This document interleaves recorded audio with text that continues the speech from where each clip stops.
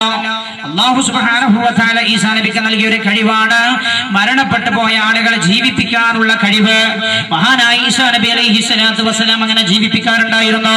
ഒരിക്കൽ തന്റെ ജനതയിൽപ്പെട്ട ആളുകൾ ഈസാ നബിയോട് പറഞ്ഞു, ഈസാ നബിയെ, വളരെ അടുത്തു മരണപ്പെട്ടവരെയാണല്ലോ നിങ്ങൾ ജീവിപ്പിക്കുന്നത്, പണ്ടേ മരണപ്പെട്ടവരെ എന്താ നിങ്ങൾ ജീവിപ്പിക്കാത്തത്?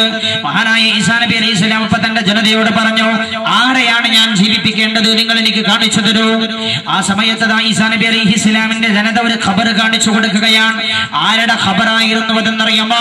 മഹാനായ സാമബനോ അല്ലാഹുവിന്റെ മാർഗത്തിലേക്ക് 980ഓളം കൊല്ലം ആളുകളെ പ്രബോധനം ചെയ്ത മഹാനായ നൂഹ് നബി അലൈഹി സ്വലാമിന്റെ മകനായ സാമിന്റെ ഖബറായിരുന്നു അത്.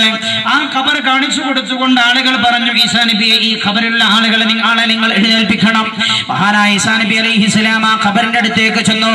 ഖബറിന്റെ അടുത്തേക്ക് ചെന്നുകൊണ്ട് രാജാതിരാജനായ റബ്ബിനോട് അതാ ദുആ ചെയ്യുകയാണ്, അല്ലാഹുവേ, ഖബറിലെ ആളെ നീ എഴുന്നേൽപ്പിച്ചു തരണേ.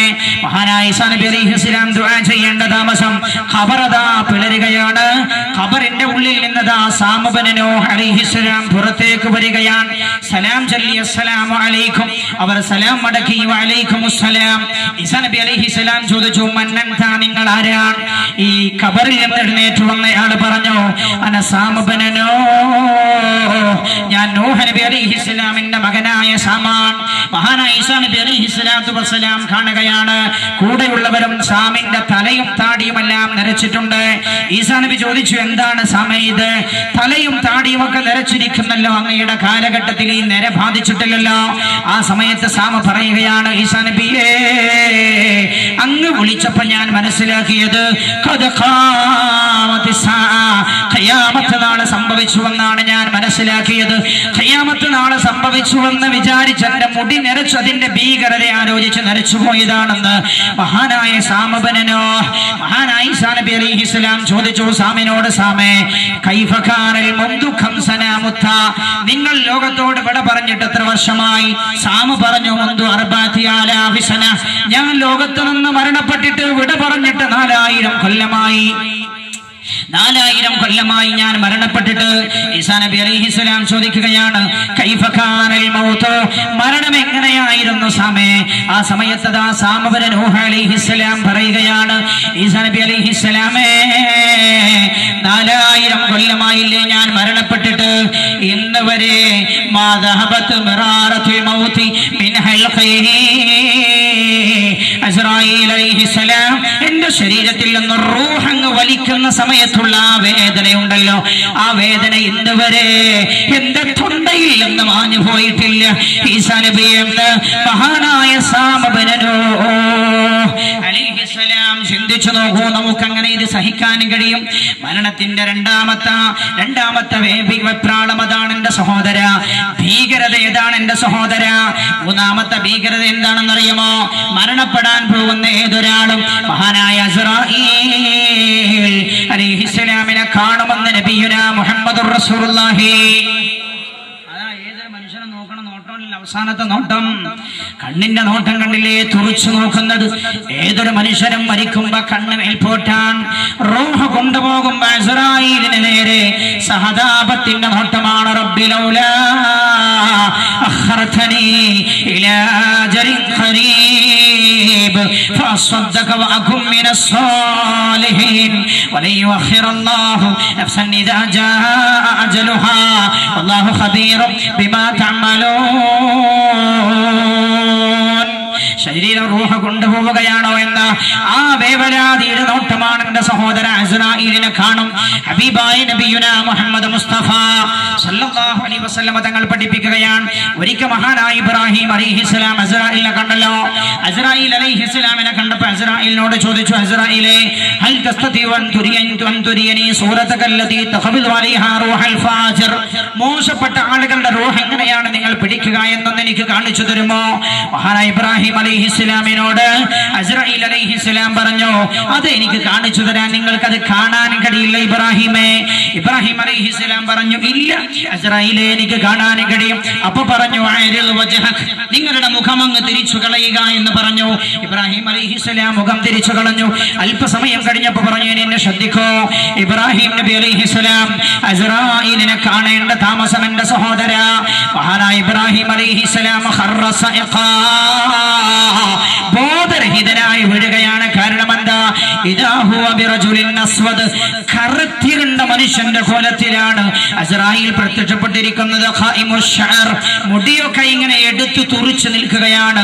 മാത്രമല്ല മുന്തിനൊരേ വല്ലാത്ത ദുർഗന്ധമുണ്ട്.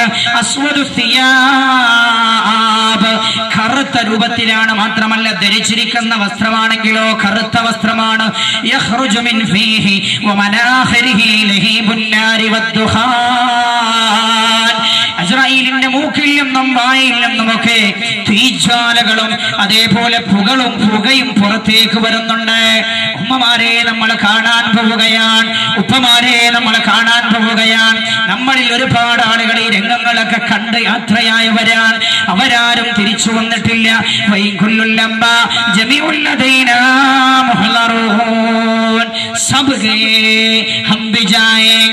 എല്ലാവരും പോയി. നമ്മളും ആ വഴിക്ക് പോകും. നമ്മളും ആ വഴിക്ക് യാത്രയാകാറുള്ളവരാണ്. അള്ളാഹു ആ യാത്ര എളുപ്പമാക്കി തരട്ടെ.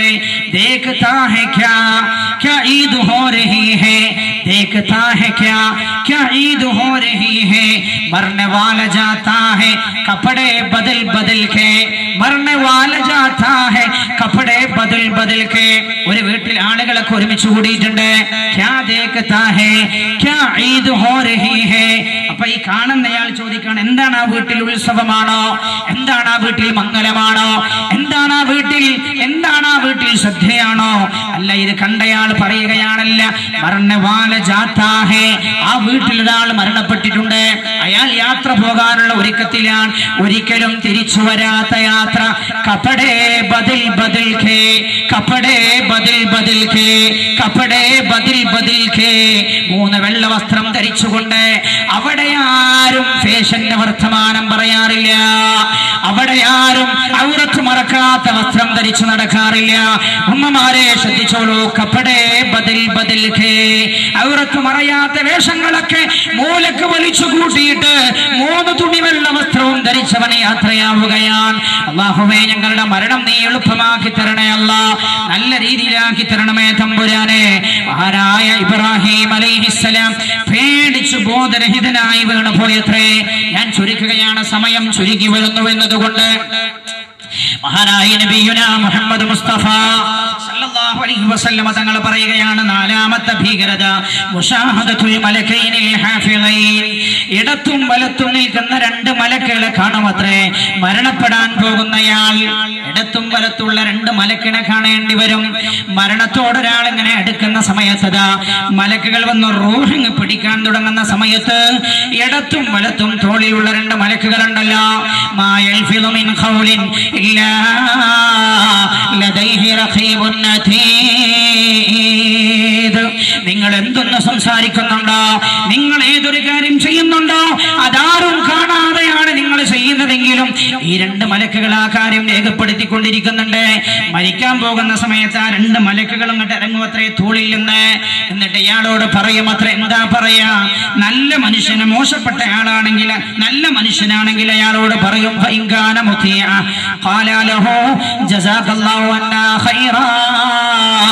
അല്ലാഹു നിങ്ങൾക്ക് നന്മ നൽകട്ടെ.